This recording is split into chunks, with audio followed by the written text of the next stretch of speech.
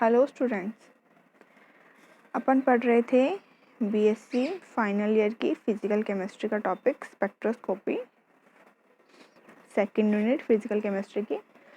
तो उसमें आज अपना जो है वो पढ़ेंगे अपन रोटेशनल स्पेक्ट्रा। तो रोटेशनल स्पेक्ट्रा में आएंगे आपके डायटोमिक मॉलिक्यूल्स। तो रोटेशनल स्पेक्ट्रा क्या होता है? ये माइक्रोवेव रीजन के अंदर स्पेक्ट्रोस्कोपी का अध्ययन किया जाता है, जिसमें कि होमोडायटोमिक मॉलिक्यूल्स जो हैं वो अपना स्पेक्ट्रा नहीं देते हैं।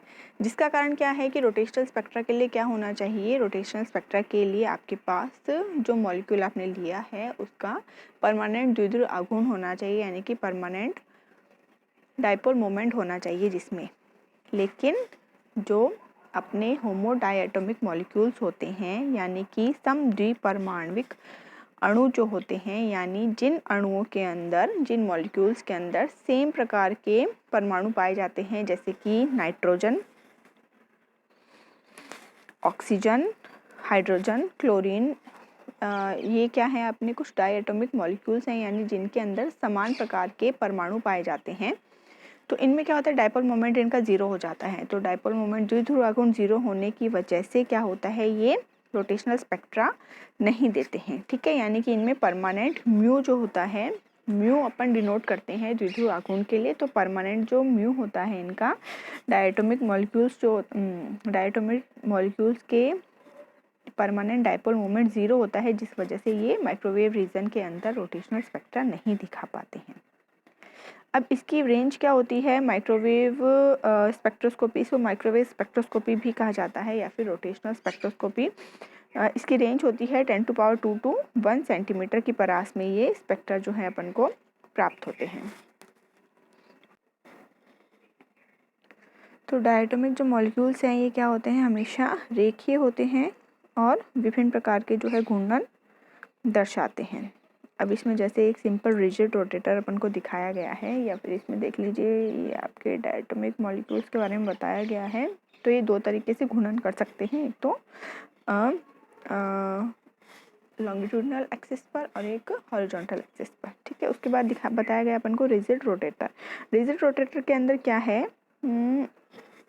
इसमें जो आपकी जी है ये गुरुत्वीय केंद्र है। रिजिड रोटेटर दिखाया गया है जिसमें कि डायटोमिक मॉलिक्यूल बताया गया है। होमोडायटोमिक मॉलिक्यूल यानी कि समद्विपरमाणुवीय यौगिक जो है वो तो देते नहीं है रोटेशनल स्पेक्ट्रा, लेकिन डायटोमिक मॉलिक्यूल्स जो हैं जिनमें समान प्रकार के परमाणु नहीं पाए जाते, जैसे कि मान लीजिए HCl इसका सबसे अच्छा एग्जाम्पल है रोटेशनल स्पेक्ट्रा का।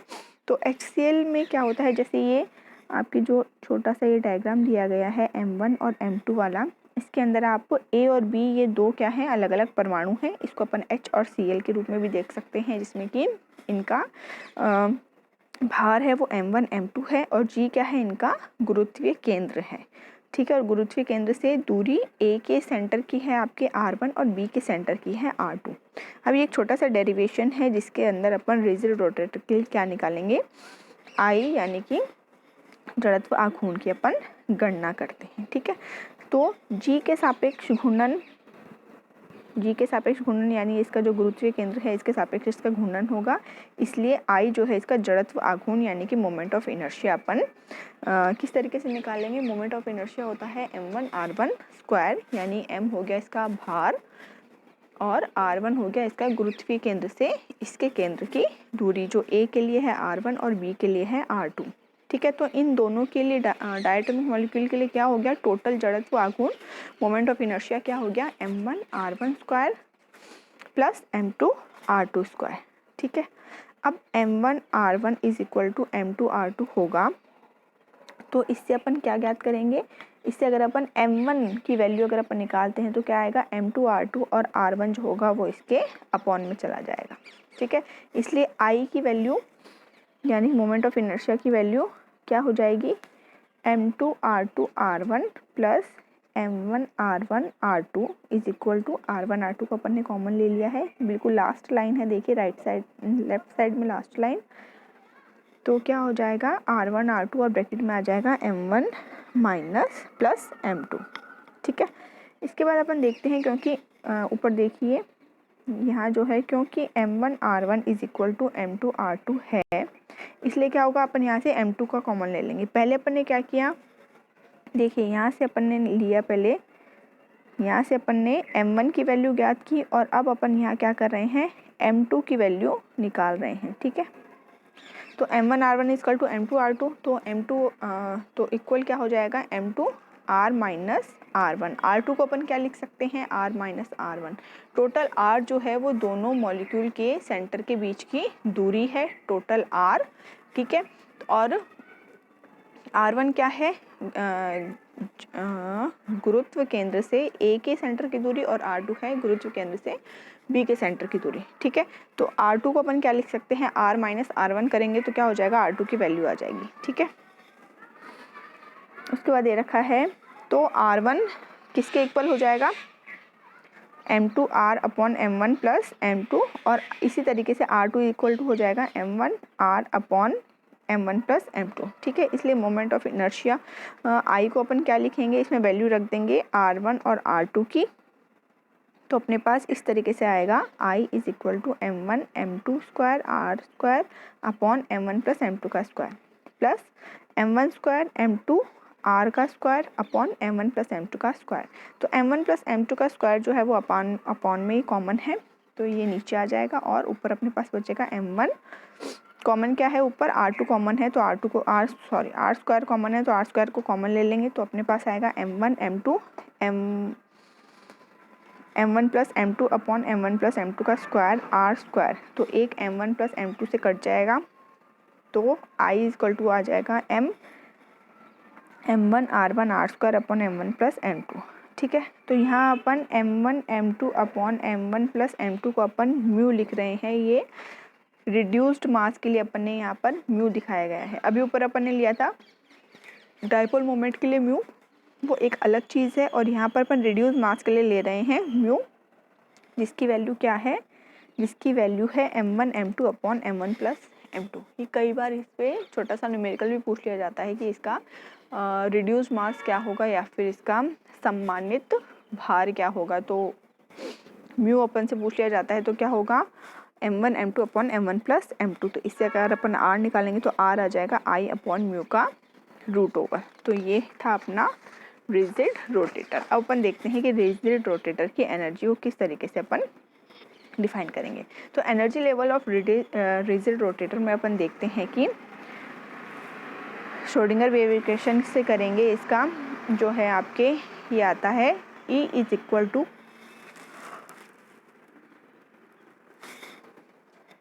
Equal to h square upon 8 square I, ये श्रोडिंगर वेव इक्वेशन के अकॉर्डिंगली आया है। और आगे क्या है इसके, J+1 जूल के अंदर ये अपन ने एनर्जी निकाली है। एनर्जी क्या हुई है, एनर्जी लेवल और रिजिड रोटेटर क्या आया है, E is equal to h square upon 8 square I J+1। J है यहाँ पर रोटेशनल क्वांटम नंबर जो कि 0 से स्टार्ट होती है और एक भिन्न संख्या नहीं होती है, या तो 0 1 2 3 इस तरीके से होगी, कभी भी भिन्न संख्या में नहीं होगी। एनर्जी लेवल है ये। तो ई जे अपन क्या लिख सकते हैं, E capital J is equal to E J upon h C.